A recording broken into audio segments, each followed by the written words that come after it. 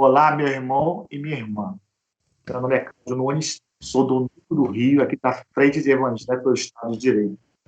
A temática desse vídeo é sobre o que a Bíblia diz sobre política de Estado e política de governo. É uma sequência de vídeos que nós estamos fazendo aqui pelo Núcleo do Rio. O vídeo anterior nós comentamos sobre direitos e justiça, né, na versão o que a palavra de Deus fala a esse respeito. Agora nós estamos com essa temática nova. Convidamos dois membros da Frente de Evangelho para o Estado de Direito, aqui do Rio, que é o pastor Irênio e a irmã e doutora Anaiance. A Anaiance aqui está do Norte Fluminense e o pastor Irênio lá de Niterói. Indo direto ao assunto que nós vamos abordar, pastor Irênio, me permite fazer já a introdução da pergunta. Queria que o senhor pudesse comentar um pouquinho o que a Bíblia fala sobre a política de Estado e a política de governo. Olá, Cláudio, muito obrigado pelo convite. Quero também saudar a doutora Anaiance. E para mim é um prazer estar na companhia de vocês e me dirigir à Frente de Evangélicos pelo Estado de Direito, que a gente vem militando desde o seu começo, em 2016. E a gente vê o quanto ela é relevante, o quanto ela é necessária, exatamente por causa de perguntas como essa. Mas, Cláudio, deixa eu te dar uma resposta curta e grossa. A Bíblia não fala nada disso sobre política de Estado e de direito, não é assunto da Bíblia. Aliás, deixa eu deixar bem claro por que a Bíblia não fala, né? Não vou falar isso, porque a Bíblia tem o tema da política, sim. A Bíblia fala de política, mas não especificamente se ela é de Estado ou de governo, e nem faz essa distinção. Essa distinção entre Estado, formas de Estado, governança de Estado e políticas de governo, etc., ela é uma invenção da modernidade ocidental. Ou seja, surgiu lá por volta do século XV, século XVI, e vem caminhando junto com o humanismo. Quem falou muito sobre isso, né, um dos primeiros filósofos, né, pensadores a tratar desse assunto, foi Thomas Hobbes, que, ao tratar do problema da condição humana, ele dizia que a condição natural do ser humano é a guerra de todos contra todos. E para resolver essa parada, né, para resolver esse conflito, então os seres humanos, por sua racionalidade, decidem criar um ente que exerce controle sobre suas próprias vidas. Esse ente, ele dá o nome de o Leviatã, que é um monstro mítico, né, que ninguém sabe definir o que é, mas que, na verdade, é o Estado. É o Estado que é esse ente monstruoso, poderoso, que exerce poder sobre a vida até dos seus criadores, determinando, inclusive, a morte de quem o criou. Então, é o poder do Leviatã, que é o Estado. Esse Estado, ele tem uma governança, que é a figura do monarca no trabalho de Thomas Hobbes, mas que, com o pensamento moderno, principalmente com o crescimento do liberalismo, vem diminuindo a força do monarca para dar uma ideia, né, de diversificação das fontes de poder, como, por exemplo, no pensamento constitucionalista, né, de Montesquieu, que pega o poder do monarca e divide em três poderes. Ou na figura do próprio Hegel, né, com a sua figura do Estado burguês, que vai falar, né, de que a intenção é diminuir o poder do príncipe. Claro, continua na mão da burguesia ainda esse poder.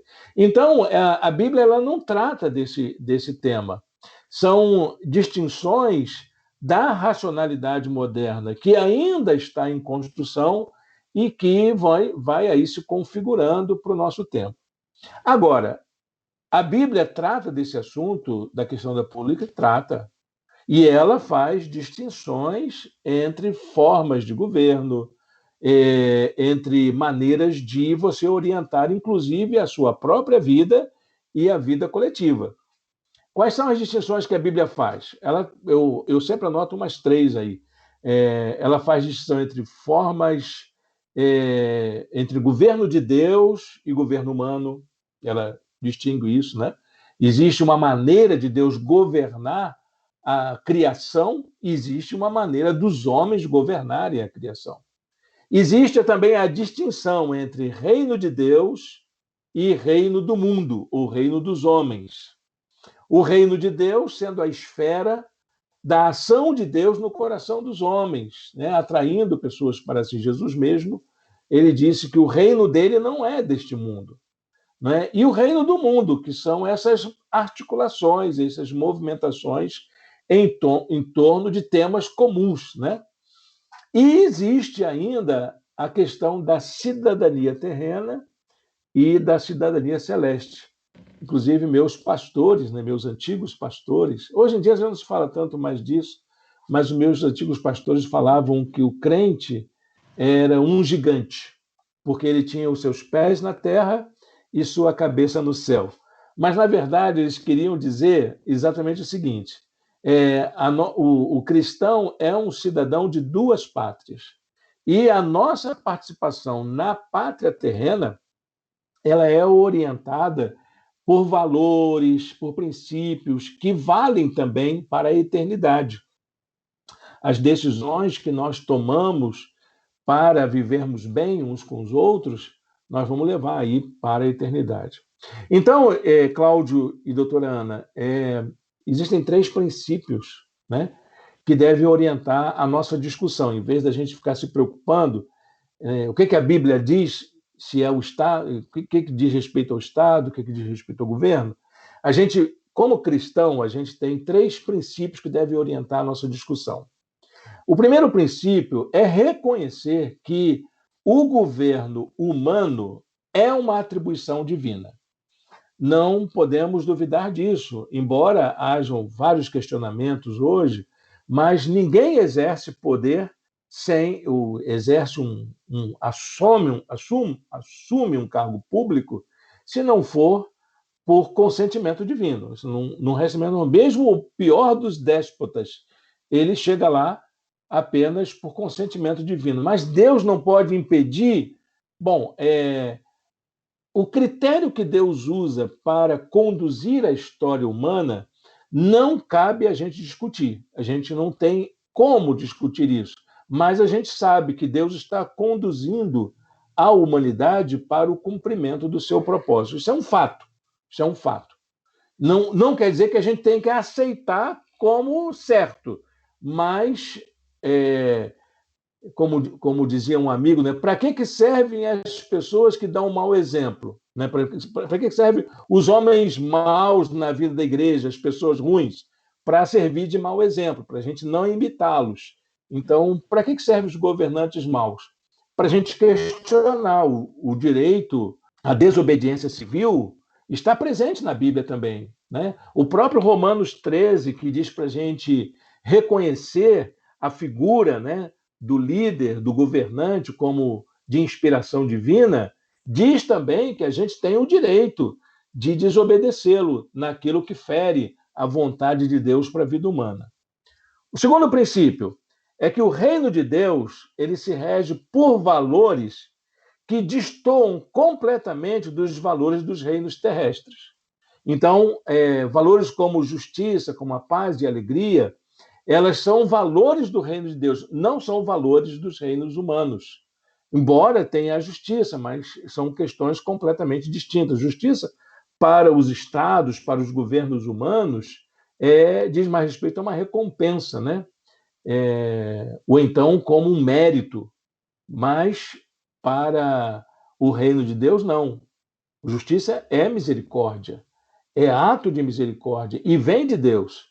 É a questão da paz, né? A paz para os reinos humanos é a ausência de conflito, é você eliminar o conflito, nem que para isso você tem que fazer uma guerra.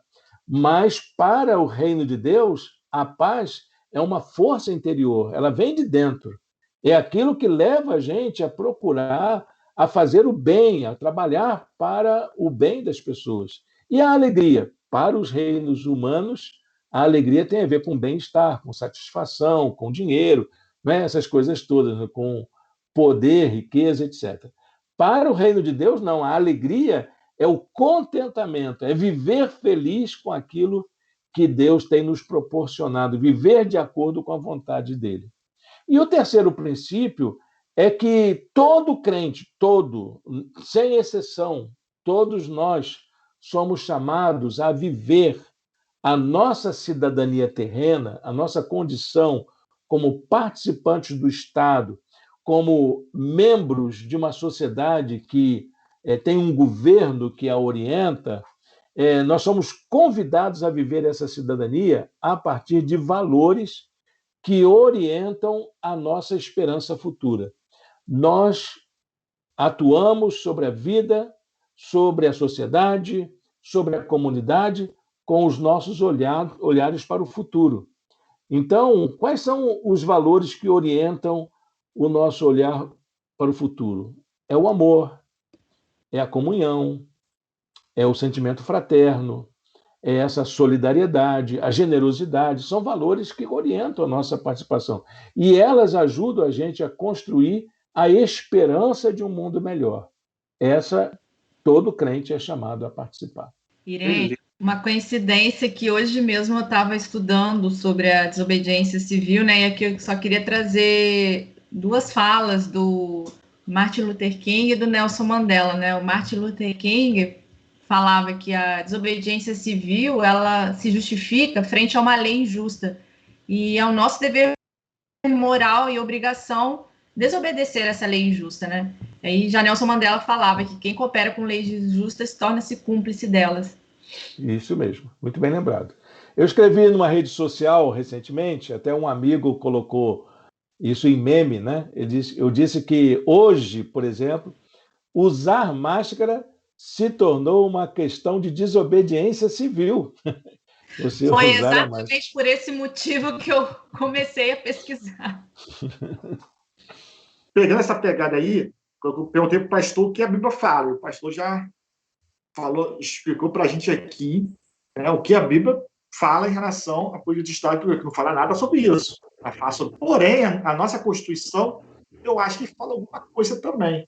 Aí eu vou pedir para a doutora Ana falar um pouquinho para a gente aí, o que a Constituição Federal, né, aí não sei se tem alguma lei específica também, não sei, mas fica por conta de você, Ana, em explicar para a gente o que a Constituição Federal fala, né, sobre a diferença de atuação de uma política de Estado e a atuação de uma política de governo. Obrigada, Cláudio. Em primeiro lugar, é importante a gente ressaltar que não existe uma linha clara que defina os limites entre cada uma delas, e sim aspectos específicos para cada classificação.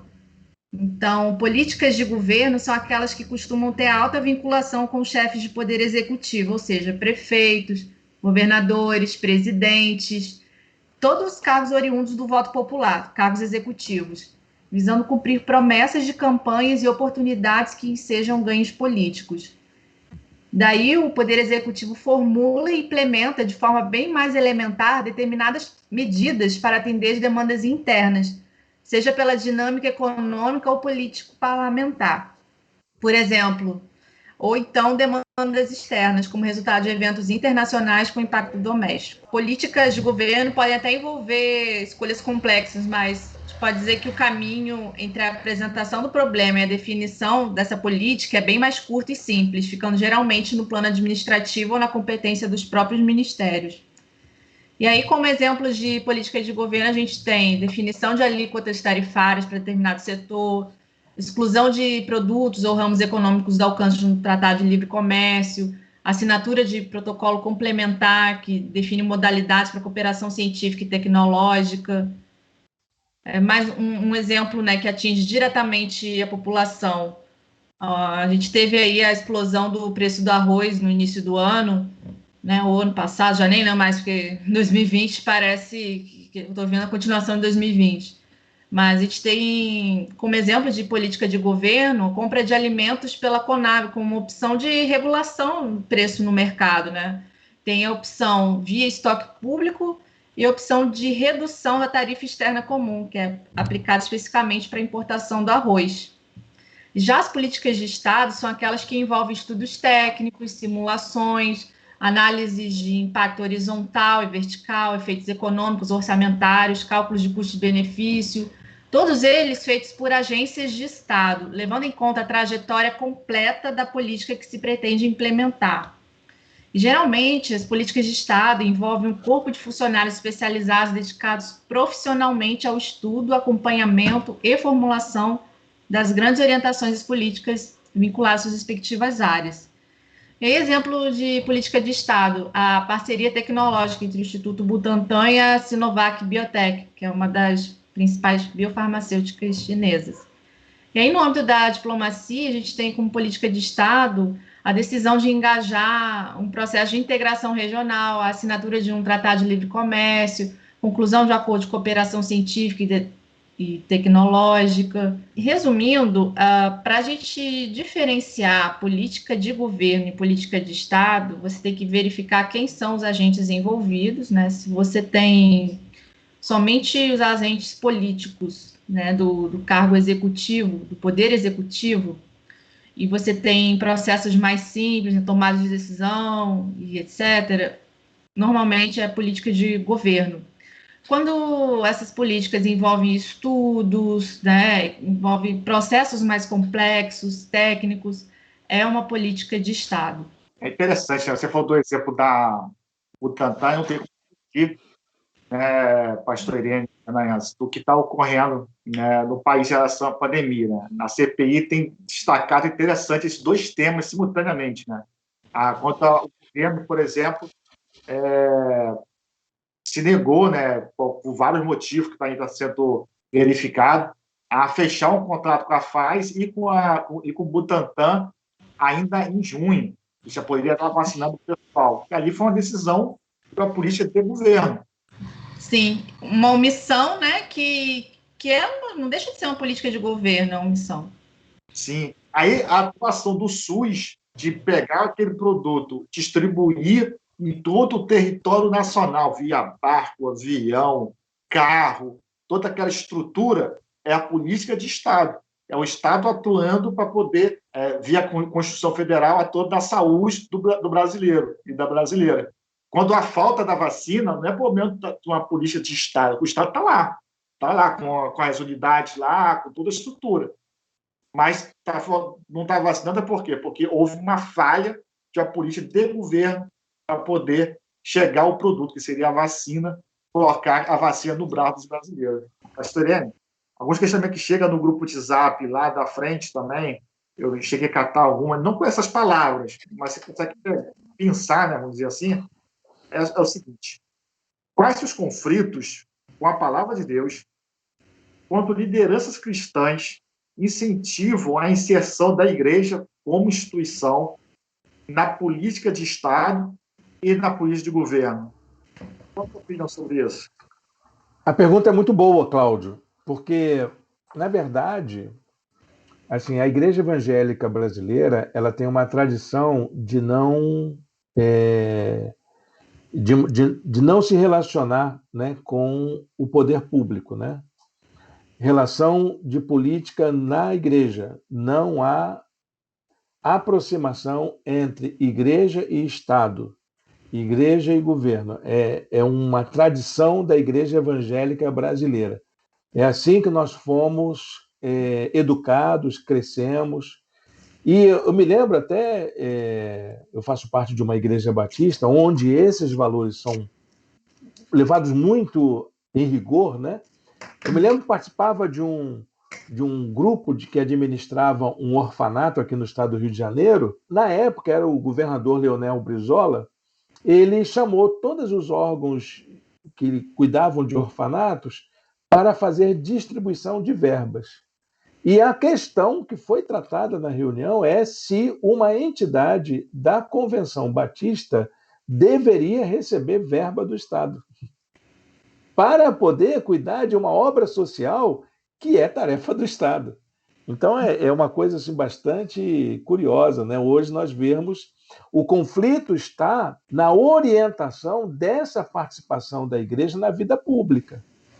Conquanto a igreja não deva participar das políticas de Estado, nem das políticas de governo, mas ela tem uma função muito importante de cooperação, de integração e da participação dos seus membros. A igreja, como instituição, não tem por que participar, mas os seus membros, aqueles que compõem o corpo da igreja, esses têm o dever de participar. E então, o que acontece? Nós vamos ter a constatação de que a igreja acaba se constituindo numa comunidade de pessoas que estão inseridas dentro de uma vida comunitária, social, política, dentro de uma estrutura, dentro de um contexto. E estas mesmas pessoas que estão dentro do seu contexto são chamadas a colocarem em prática o convite amoroso de Deus para viver de acordo com o chamado divino. Esse é o conflito, de que o cristão ele tem o dever de viver a sua fé dentro da esfera pública. Não é dentro de uma caixinha, ele vai viver lá fora. Então, a maneira dele atuar na sociedade é que vai fazer a diferença. A tarefa da igreja qual é, então? A tarefa da igreja é encorajar os seus membros a viver sua fé dentro desse contexto em que eles se encontram. A desenvolverem uma espiritualidade que esteja engajada com as dores, com as aflições, o sofrimento das pessoas, com as camadas mais pobres, com os mais vulneráveis, de todos aqueles com os quais ela convive. E eu diria, uma espiritualidade que não está engajada e uma igreja que não está comprometida em encorajar os seus membros a se engajarem, isso tem um nome. O nome disso é alienação. Então, nós temos muitas igrejas alienantes, muitas espiritualidades alienantes. Mas aí também tem o papel do pastor e da pastora, né, que é muito importante, que é o chamado poder pastoral, né, que muitas vezes não é exercido exatamente pela pessoa que tem o cargo, mas por aquelas pessoas que exercem a influência do cuidado. E essa influência pastoral é que é muito importante. Essa presença desse líder, né, dessa líder, ela acaba determinando como que esses cristãos vão atuar na sociedade. Então, tanto pode apontar condutas que vão se basear nesse amor, nessa compaixão, na fraternidade, na solidariedade, tanto pode apontar isso, mas também pode ajudar a esses cristãos a agirem criticamente, a discutirem quais são as causas do nosso pecado, que é o papel, por exemplo, do profeta Amós. Quando o profeta Amós se dirigia às autoridades, ele acusava, ele denunciava mesmo como que as pessoas tratavam os pobres, faziam com que os pobres trocassem os seus direitos por um par de sandálias. E isso é algo bastante constrangedor, né? Então, o papel do pastor no sentido de formar consciências de pessoas que sejam capazes de interpretar, de reconhecer, identificar quais são as origens dos pecados da sociedade. Porque o Estado ele não é perfeito, o Estado é humano. O Estado tem falhas, os governos não são perfeitos, eles têm pecados. Não importa se ele é de direita ou é de esquerda, ele é humano, então ele não é perfeito. E ele pode cometer deslizes. E é papel do cristão ele atuar de forma profética para poder apontar caminhos para a superação daquele problema. Então, o Cláudio e a doutora Anaiance, eu diria que o conflito está aí, quando a igreja e os pastores e pastoras deixam de cumprir os seus papéis de formadores de consciência para exercer um poder dominador e, eu diria que é pior ainda, alienante. Interessante, pastor Enio. Na legislação atual, na Constituição, tem algo que lá fala que garante essa liberdade religiosa, de que não somente para os evangélicos, a liberdade religiosa, de fato, cada um com o seu sagrado. Você poderia detalhar um pouquinho melhor sobre isso? Sim, Cláudio, a liberdade de culto é uma cláusula pétrea, que significa que ela não pode ser alterada nem removida, sendo a imunidade religiosa uma garantia desse direito de liberdade de culto. E, por sua vez, a liberdade religiosa é uma maneira de você expressar a sua consciência conforme suas convicções e crenças, e onde você tem, né, você, qualquer indivíduo tem o direito de escolher sua religião ou não. Em outras palavras, a liberdade religiosa é um direito fundamental dos cidadãos e o Estado laico visa justamente assegurar que nenhuma prática religiosa seja favorecida em detrimento de outras. No âmbito dos direitos humanos e do direito constitucional, a valorização da liberdade religiosa e, evidentemente, da tolerância religiosa é consagrada de modo pleno. De acordo com o artigo 18 da Declaração Universal de Direitos Humanos, toda pessoa tem direito à liberdade de pensamento, de consciência e de religião. Este direito implica a liberdade de mudar de religião ou de convicção, assim como a liberdade de manifestar a religião, sozinho ou em comum, tanto em público como em privado, pelo ensino, pela prática, pelo culto e pelos ritos. Interessante que esse preceito é de absoluta amplitude e prevê situações relacionadas tanto no âmbito individual privado, quanto no âmbito público e coletivo, no que diz ao apreço, respeito e culto da religião. E por se tratar de um tema de direitos humanos, a liberdade religiosa ela é tratada primeiramente pela própria Constituição Federal, que tem supremacia sobre toda a legislação brasileira. E o que a Constituição fala sobre a religião? O artigo 5º descreve os direitos fundamentais dos cidadãos e ele especifica que a liberdade de consciência e de crença não pode ser violada. Desse modo, a lei garante que o culto religioso é livre para todos os brasileiros.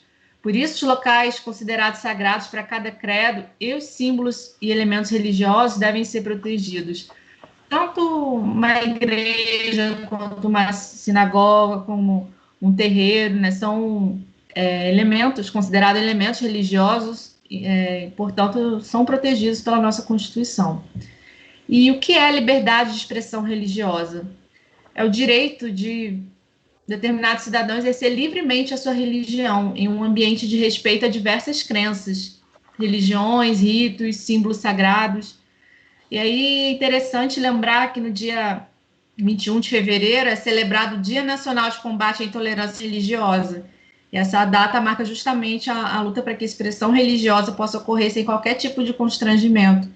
Isso porque, não sei se o pessoal lembra, mas nos anos 2000, a Ialorixá Mãe Gilda morreu vítima de um infarto após o terreiro comandado por ela ser atacado por pessoas intolerantes, né? E tanto os próprios seguidores da religião também foram atacados. Inviolabilidade do direito à liberdade de consciência e de crença é inserida na Constituição como garantia constitucional fundamental e dá exata dimensão de relevância para o legislador constituinte brasileiro.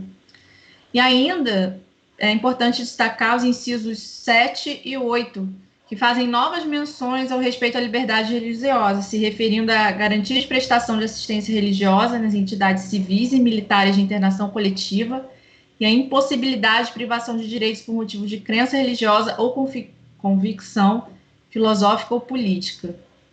Então, está claro como a Constituição valoriza e trata com seriedade questões relacionadas à religião e à liberdade de culto.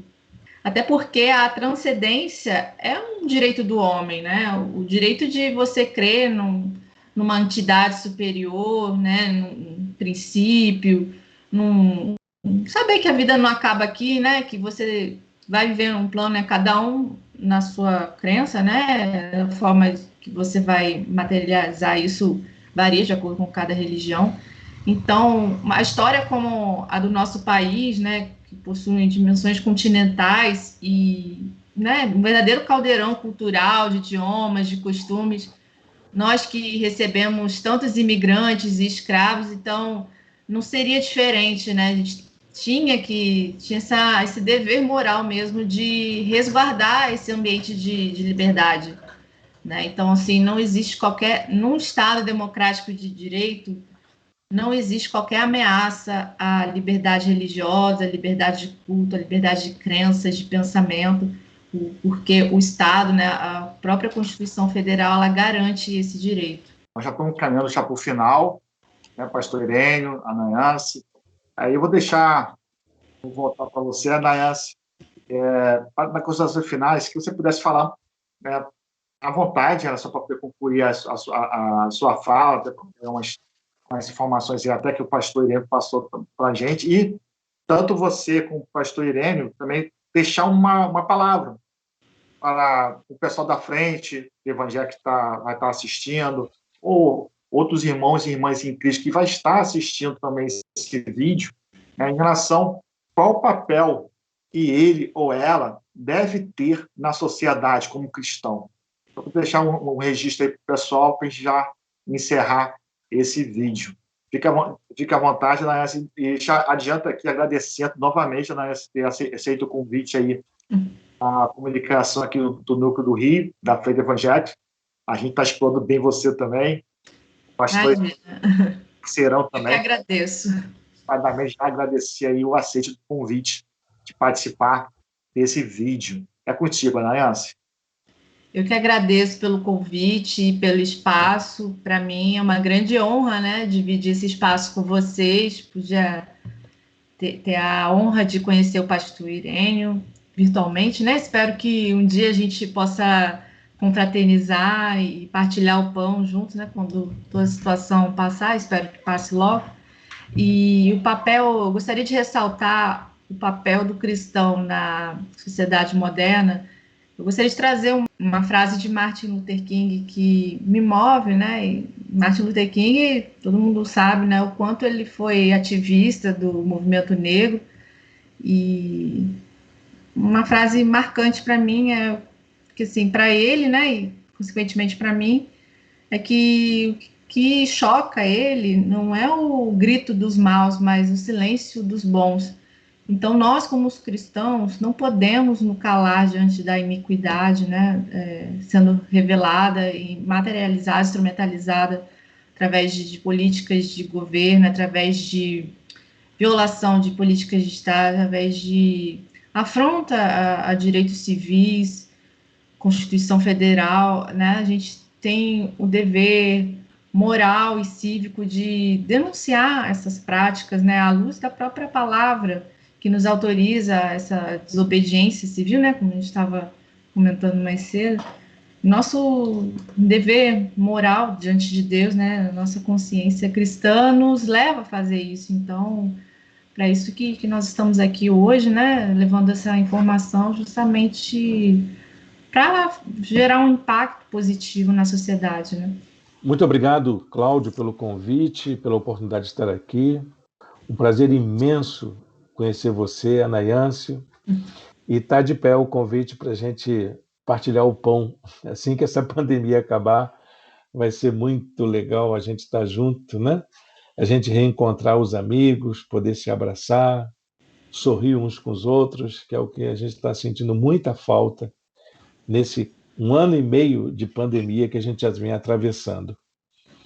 E eu queria deixar uma palavra para os nossos companheiros e companheiras da frente de evangélicos, que a nossa luta ela é uma só, ela continua prosseguindo, e eu acredito que vai chegar um momento que vai exigir de todos nós um engajamento maior. Então, se preparem aí para atuarem, se informarem, a gente manter o nosso coletivo unido, participar das reuniões. Aqui no grupo de Niterói, a gente tem o nosso momento de oração todas as noites, às 10 horas, que é muito bom. A gente está junto mesmo, fortalecendo uns com os outros, compartilhando nossos conteúdos, porque os dias são maus, os dias são maus. A gente está vivendo um tempo muito estranho em que a maldade tem tomado lugar. Mas a única maneira da gente vencer o mal é com a prática do bem. Isso é a palavra de Deus que nos ensina, né? A Ana Yance estava falando da desobediência civil. A desobediência civil é um direito que nós temos pelas Escrituras. No mesmo capítulo de Romanos 13, que fala para a gente obedecer às autoridades, essa obediência não é uma obediência cega, ela é uma obediência consciente e que deve ser sempre avaliada a partir dos valores do reino de Deus.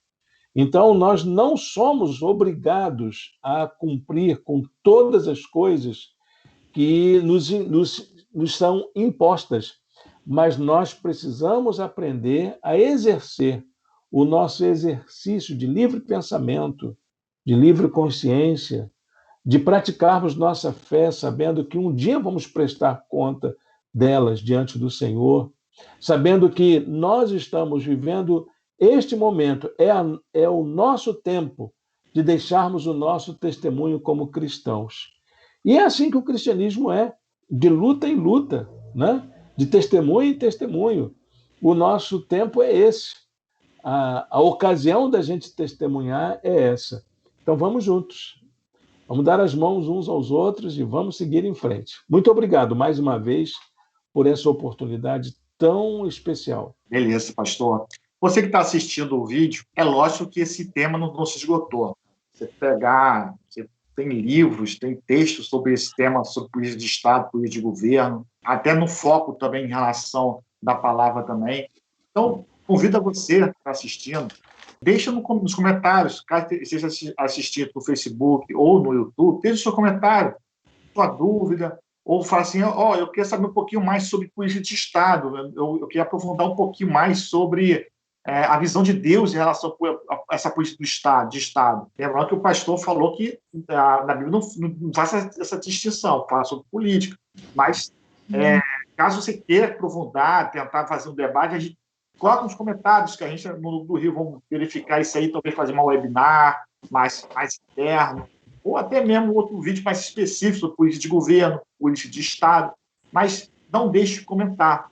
Caso você ainda não é inscrito no canal do YouTube, você fique à vontade, se inscreva no canal, aperte o sininho lá para poder receber notificações. Caso esteja assistindo no Facebook, não deixe de curtir o vídeo, não deixe também de seguir a página. Cláudio, eu estou assistindo no Telegram, eu estou assistindo no WhatsApp, não tem problema. Vai no seu Facebook lá, digita Frente Evangélica para o Estado de Direito.